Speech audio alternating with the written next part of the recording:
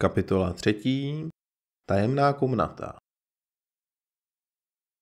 Když v komnatě dozněl onen příšerný smích, zůstali jsme Tarstarkas i já státi jako strnulí a napjatě jsme očekávali, co přijde.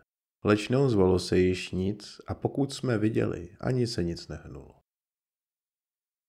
Posléze se Tarstarkas lehce usmál.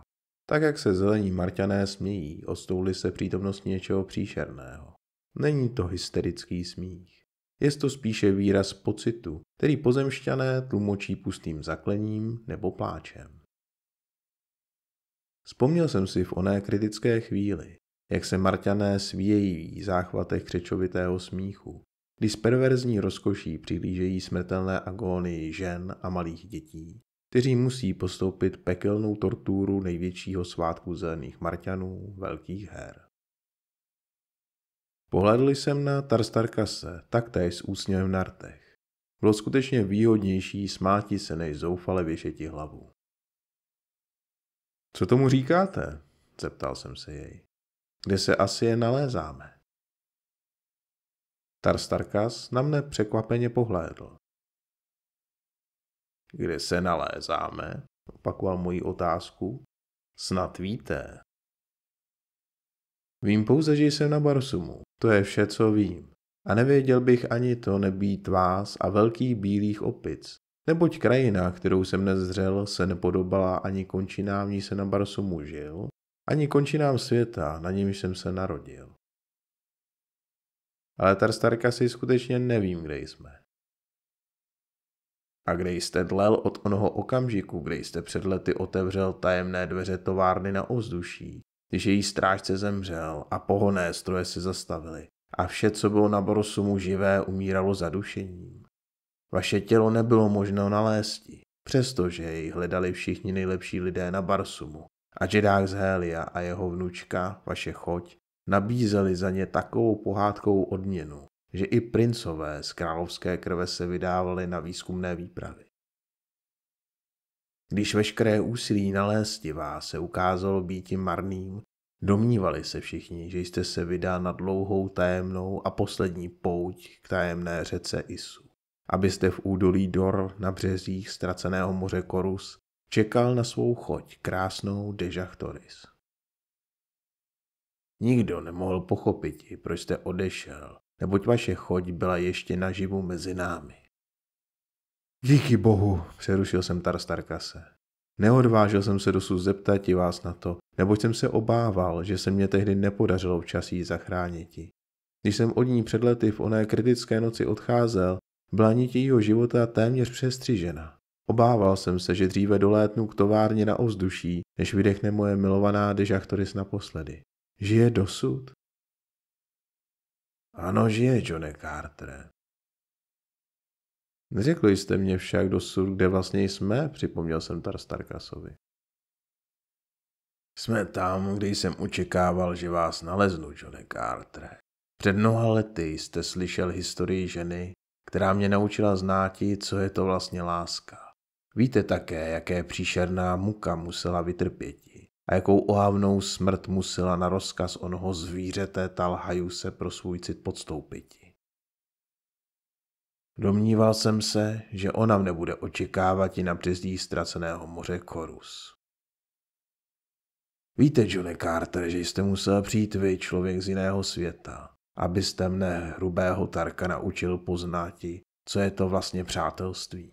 Myslel jsem, že i vy zde, kde si hloutíte v údolí Dor. Dva lidé, kterým jsem v životě nejvíce přilnul, vydali se již na nekonečně dlouhou pouť, která jim nečekala.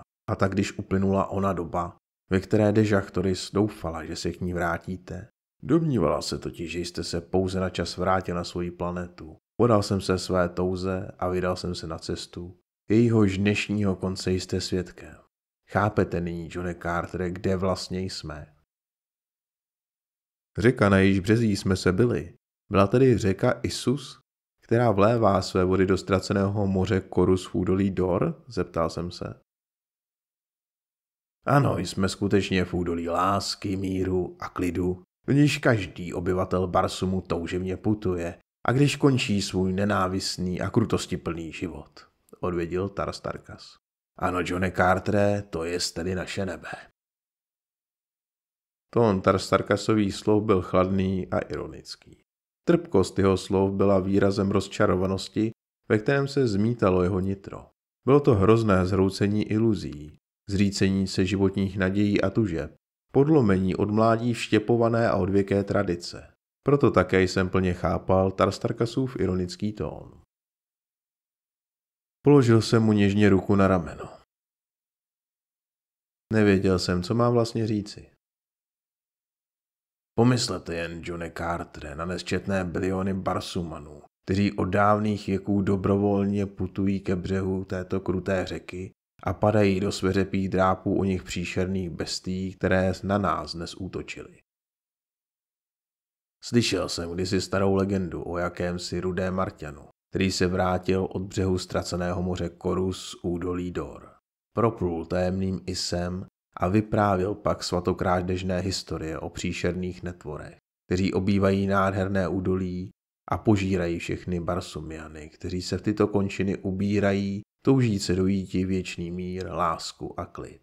Naši předkové však onoho rouhače ubili a tradice určila, že každý, kdokoliv se vrátí od břehů tajemné řeky, má býti zabit. Nyní víme, že to nebylo svatokrádežné rouhačství, že legenda jest pravá a že onen starý muž vyprávěl pouze o tom, co viděl. Lež co je nám to všechno platno, Johne Cartere, když i v případě, že odtud vyvázneme, budeme pokládáni za svatokrádežné rouhače. Přijdeme z bláta do louže. Svému neblahému osudu neunikneme ani zde, ani tam. Jsme na tom skutečně bídně, odvětil jsem, usmívaje se bezradně při tomto dilematu. Nezbývá nám, než přijmout vše, co nám osud předloží. A spokojiti se s pouhým faktem, že komukoliv se podaří nás ubíti, jistě utrpí na životech daleko větší ztráty než my. Nech to jsou opice, nebo rostlinní lidé, zelení či rudí Barsumiané.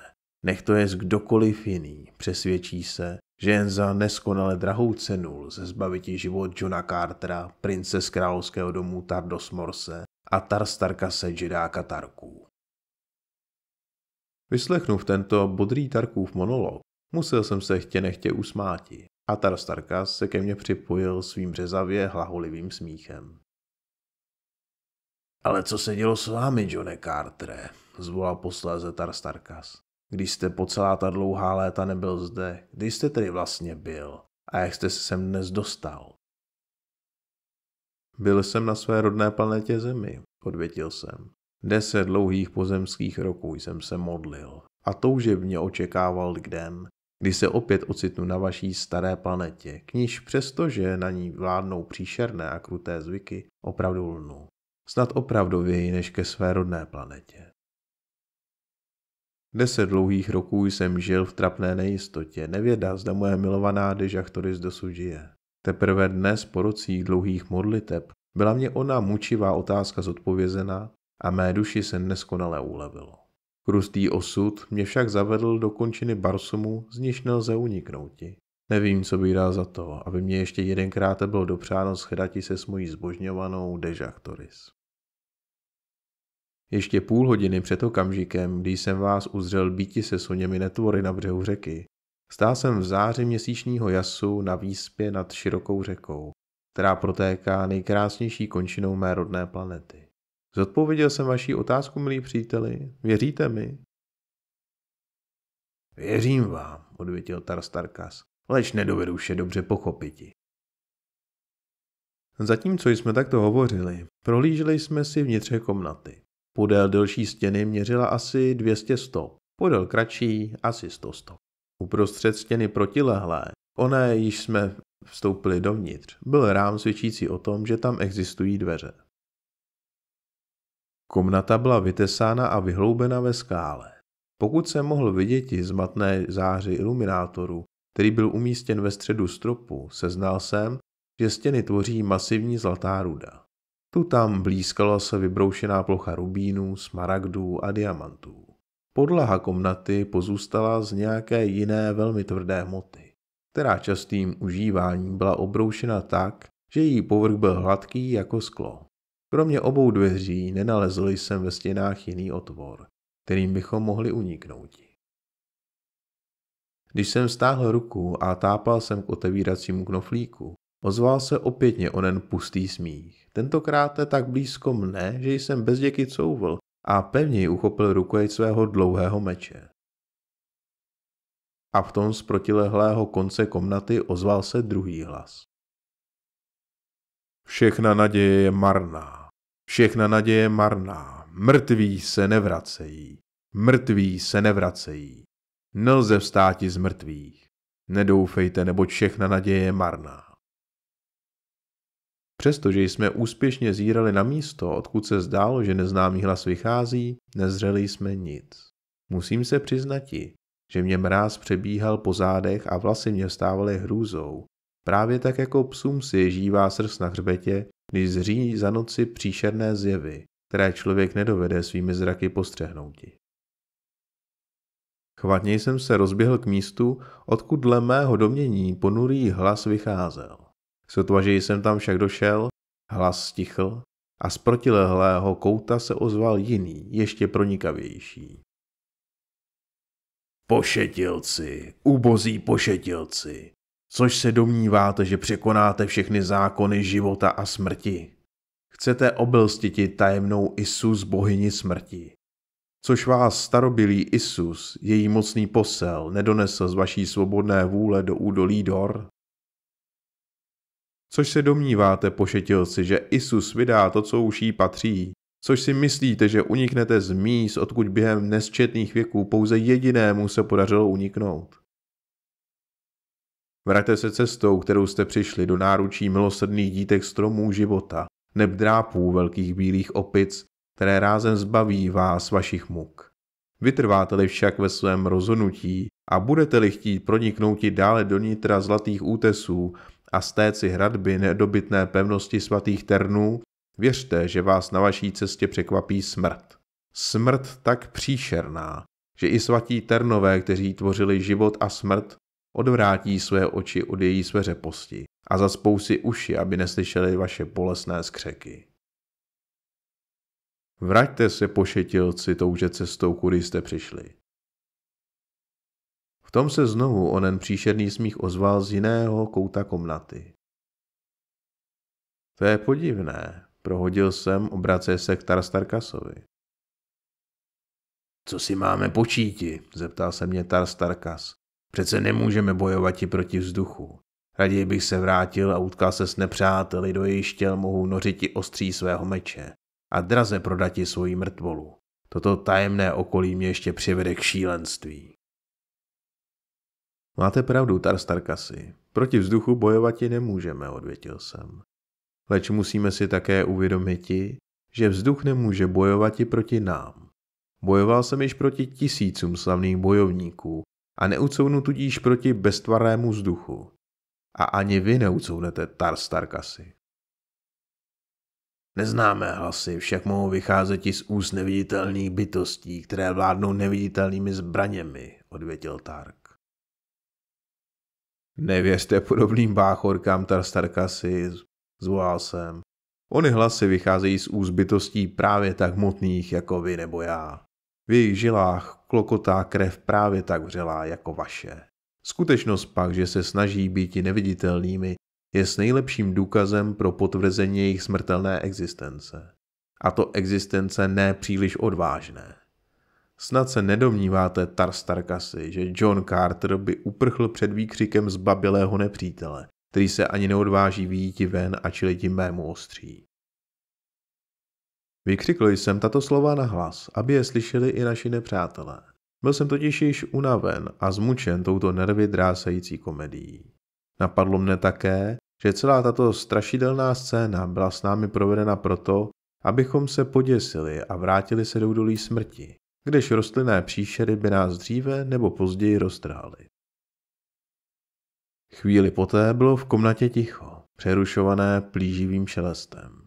Obrátil jsem se a spatřil jsem za sebou obrovského, mnohonohého marťanského lva, který se již na mě sápal. Marťanský lev, zvaný na Barsumu Bant, je divoká šelma žijící ve vysokých prostorách dávnověkých oceánů.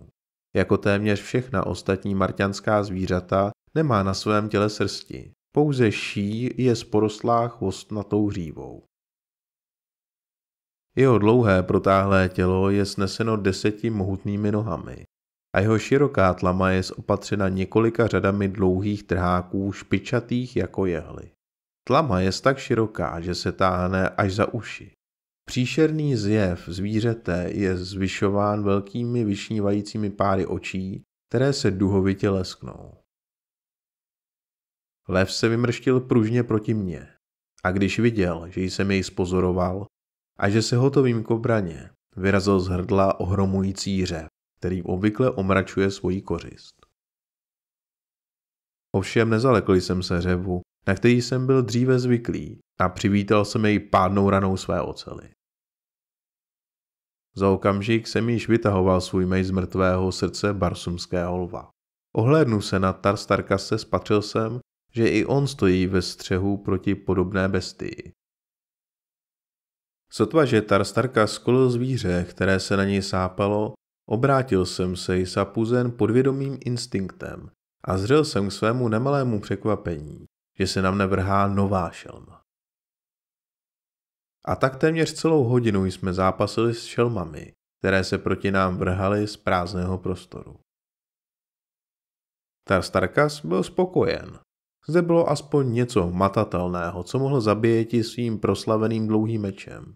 I já jsem tuto víceméně krvavou zábavu považoval za příjemnější, než poslouchati tajemné výsměšné skřeky.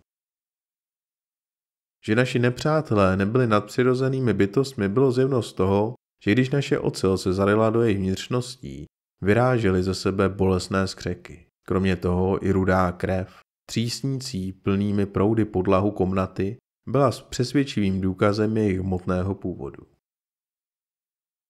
Všiml jsem si během boje, že zvířata se objevují vždy jen tehdy, když jsme k nim obráceni zády. Nikdy se nám nepodařilo zahlédnout, že by se snad materializovala ve vzduchu.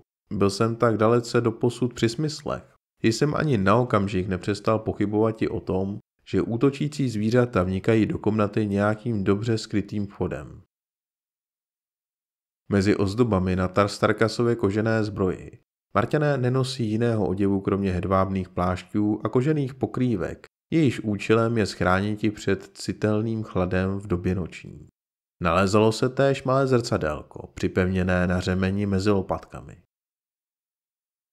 Když se v jednom okamžiku Tarstarkas chýbil, aby vytáhl svůj meč z právě skolené šelmy, ohlédl jsem se náhodou a v tom jsem v zrcátku spatřil rozluštění celé záhady. Zvolal jsem šeptem na Tarstarkase. Nehýbejte se, Tarstarkasi, nepohněte se ani svalem.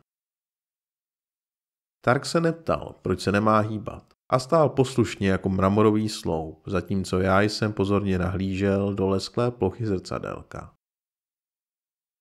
Zřel jsem, jak se část stěny za mnou blesku rychle pohnula. Byla totiž upevněna na otáčivém sloupu, a to tak, že na ní zároveň se i otáčela část podlahy. Vypadalo to tak, jako byste položili na stůl dolar a na něj postavili naštívenku tak, aby ten dolar přesně rozpůlila. Naštívenka představuje část otáčivé zdi a dolar část podlahy komnaty. Jak pohyblivá zeď, tak i podlaha zapadaly do svého výřezu tak přesně, že v spoře ozářené komnatě nebylo vůbec lze pozorovati patrnou štěrbinu. Když se zeď otočila, objevil se na otáčivé části podlahy sedící lev a chystal se ke skoku na mne. Bylo to velmi prosté, přesto však důmyslné zařízení. Nejzajímavější byl však pro mne pohled do prostory za otáčivou zdí. Při letmém pohybu zdi zahlédl jsem velmi jasně osvětlenou komnatu, v níž bylo okovy připoutáno ke zdi hned několik mužů a žen a před nimi stál člověk podezřelé tváře, ani rudý, ani zelený. Nýbrž bílé pleti jako já sám, s chuchvalcem bohatých plavých vlasů na hlavě. Bez pochyby řídil mechanismus otáčivé stěny. Zajatci přikutí ke stěně byli rudí Marťané. Zároveň s nimi byly ku zdi připoutány šelmy podobné o něm, které na nás útočily, a kromě toho ještě jiné dle vzoru ještě snad divočejší. Když jsem se poté utkal s další šelmou, bylo mě již u srdce zcela lehce. Pozorujte bedlivě stěnu na vaší straně, Tarstarkasi. Varoval jsem svého druha a uvidíte, že stěna je opatřena otáčivým mechanismem. Pomocí něj jsou šelmy proti nám vypouštěny. Když jsem Tarstarkase varoval, stál jsem zcela těsně u něj a mluvil jsem šeptem, aby naši nepřátelé nevěděli, že jsme přišli na kloup jejich tajemství. Pokud jsme se postavili tak, že jsme oba měli protilehlé stěny komnaty před očima, nedošlo k dalším útokům, z čehož jsem usoudil, že na stěně byly ještě otvory, jimiž naše konání bylo z vedlejší místnosti pozorováno. Posléze mě napadlo jiné řešení. Přistoupil jsem těsně k Tarstarkasovi, vyložil jsem mu tiše svůj plán, upíraje přitom stále své oči na protější stěnu místnosti. Tarstarkas se mnou souhlasil a zvolna se pospátku blížil ke stěně, níž já jsem byl obrácen obličejem. Já pak jsem kráčel as o 2 stopy před ním. Když jsme stanuli asi ve vzdálenosti 10 stop od otáčivé stěny, vybídl jsem svého druha, aby zůstal nepohnutě státi, dokud mu nedám smluvené znamení. Poté jsem se rázem obrátil zády ke stěně, za ní jsem zcela určitě tušil žnoucí podezřívavé oči našich nepřátel za stěnou. Bedlivě jsem zíral do zrcadélka na Tarstarkasových zádech, v němž jsem zřetelně viděl věrný obraz otáčivé části zdi, kudy na nás pršelo nebezpečenství. Nemusel jsem dlouho čekati, neboť zlatá plocha stěny se brzy začala hýbati. Sotva, že se stěna hnula, dal jsem Tarstarkasovi smluvené znamení a současně jsem skočil do otvoru, který vznikl po otočením zdi. Jediný skok nepřenesl do vedlejší místnosti, kde jsem stanul tváří v tvář chlapíkovi, jehož sveřepou tvář jsem již předtím letmo viděl. Byl as tak vysoký jako já. Svaly měl skvěle modelovány a i ostatní jeho zevnějšek připomínal pozemšťany. Na pase kolboků mu visel dlouhý meč, krátká dýka a radiový revolver. Obvyklá to marťanská smrtící zbraň. Skutečnost, že já jsem byl ozbrojen pouze dlouhým mečem a tudíž dle zákonů a zvyků marťanského souboje jsem směl být napaden pouze touže nebo méně nebezpečnou zbraní, nemělo na morální smysl mého nepřítele valného vlivu. Neboť sotva, že jsem stanul proti němu, vytrhl z opasku revolver a namířil na mne. Včasná rána vedená na solar plexus však mu vyrazila revolver z ruky. Poté tasil dlouhý meč a tak jsme stanuli s totožnými zbraněmi proti sobě. A začal vážný boj. Jeden z nejvážnějších, jaký jsem kdy bojoval. Můj protivník byl skvělý šermíř a byl proti mně ve výhodě, poněvadž já jsem již 10 dlouhých roků neměl rukojeť svého meče v dlani. Netrvalo to však dlouho a přišel jsem do obvyklé formy. Takže můj sok si během několika málo minut uvědomil, že bojuje svůj poslední boj. Jeho tvář zesínala zlostí, když viděl, že každou jeho ránu skvěle kryjí, když to on sám již krvácel a z tuctu ran. Kdo jste, bílí muži, zasyčel na mne, že nejste z Barsumu, to zřím z barvy vaší pleti a k naší rase také nenáležíte. Jeho poslední slova zněla téměř jako otázka. A co byste tomu řekl, kdybych k vám přišel z Isusina chrámu, prohodil jsem náhodně. Neblahý osud, zvolal můj sok na tato slova a zbledl v tváři, pokud ovšem ještě bylo možno vidět jeho tvář, která byla téměř celá zborcená krví. Nevěděl jsem, co bych dále řekl. Uvědomil jsem si však, že oné lsti budu moci v budoucnosti pravděpodobně prospěšně použíti, naskytnou-li se příhodné okolnosti. Odpověď mého protivníka prozrazovala, že tušil, že pocházím z Isusina chrámu, z čehož jsem logicky odvozoval, že nějaký Isusin chrám skutečně musí existovati a že v něm jsou lidé, kteří se mně podobají. A konečně, že můj protivník se obává obyvatel onoho chrámu a má jejich moc a sílu v takové úctě, že se chvěje při pomyšlení, že činí příkoří jednomu z nich. Boj však byl tuhý. Neměl jsem valně času k uvažování. Jednalo se mě nyní hlavně o to, jak bych co nejlépe vrazil svůj meč mezi žebra. Díky mé obratnosti se mě to během několika nejbližších vteřin podařilo. A právě včas. Spoutaní zajaci tiše přihlíželi našemu souboji. Žádný jiný zvuk nepřerušil ticho hrobové komnaty, kromě řinkotu našich zbraní, šustotu našich poskakujících obnažených nohou a šelestu našich polozasyknutých slov, které jsme při svém smrtelném souboji navzájem vyměnili. Sotva, že však bezduché tělo mého protivníka dopadlo bezvládně k zemi, ozval se varovný výkřik jedné ze zajatých. Obraťte se za sebe, zvolala. Obrátiv se, spatřil jsem proti sobě nového protivníka, který příslušel k téže rase jako onen, kterého jsem právě skolil. Můj nový sok se odstražitě připlížil z temného koridoru, který v pozadí ústil do komnaty a stál nade mnou stasený mečem, dříve než jsem jej spatřil. Tarstarkase jsem také kolem sebe neviděl a otáčivé dveře ve zdi mezitím zaklaply. Jak bych si byl v oné chvíli přál, aby Tarstarkas stál vedle mne. Bojoval jsem již několik dlouhých úmorných hodin. Během níž jsem prožil tolik dobrodružství, že normální člověk by mi byl do nemožnosti vyčerpán. Kromě toho jsem minulých 24 hodin ani nejedl, ani nespal. Byl jsem nesmírně unaven a poprvé opět po dlouhých letech jsem se v duchu ptal sám sebe. Budu-li mítit dosti sil, abych zdolal svého protivníka. Nezbývalo však nic jiného, leč udatně se pustiti v boji, neboť jediná moje záchrana a spása spočívala v tom, že ji překvapím nenadálým úderem. Nemohl jsem doufat, že bych vydržel dlouhotrvající regulérní boj. Můj sou však fatrně prohlédl moji slabou stránku. Couval přede mnou, kryl obratně mé rány, uskakoval stranou, že jsem byl úplně nervově vyčerpán. Byl to velmi obratný šermíř, snad ještě obratnější než jeho druh, kterého jsem právě skolil.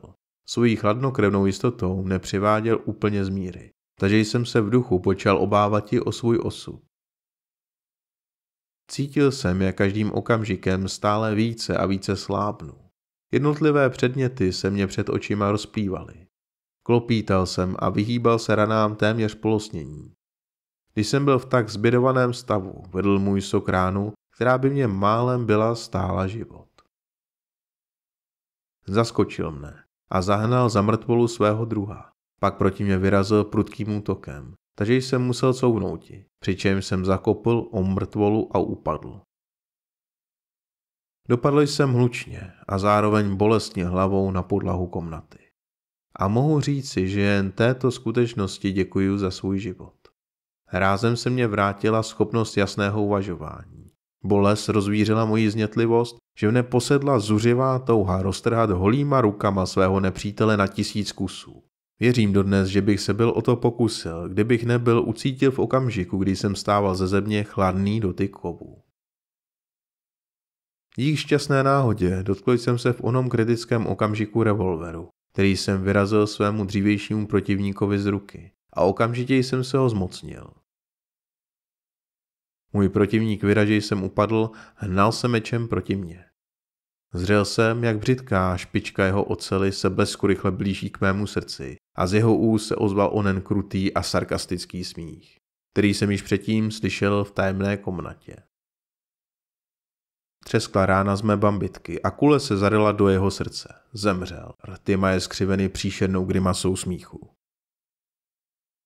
Jeho tělo puzeno se trvačností dopadlo na mne. Rukojeť jeho meče mě prudce udeřila do hlavy, takže jsem ztratil vědomí.